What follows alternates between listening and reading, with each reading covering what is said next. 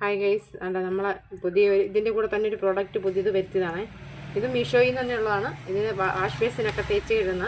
അപ്പോൾ നമ്മളിങ്ങനെ വെച്ച് തണ്ട ഇത് തുറന്നിട്ട് ഇതിനകത്ത് നമ്മൾ ലിക്വിഡ് ഫില്ല് ചെയ്യണം.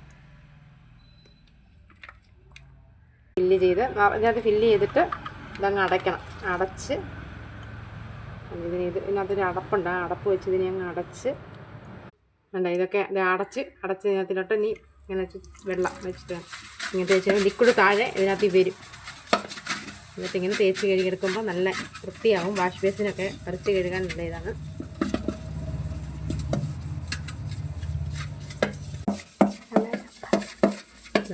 നല്ലപോലെ അതിനകത്ത് വരുന്നുണ്ട്.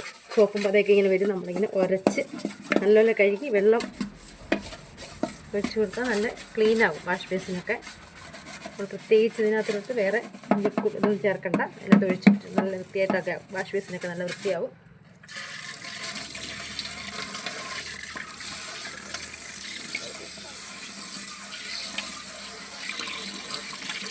ഇതൊക്കെ എല്ലാവരും ഉപയോഗിക്കണം മേടിച്ച്. അപ്പോൾ ഇന്നത്തെ വീഡിയോ ഇത്രയേ ഉള്ളൂ.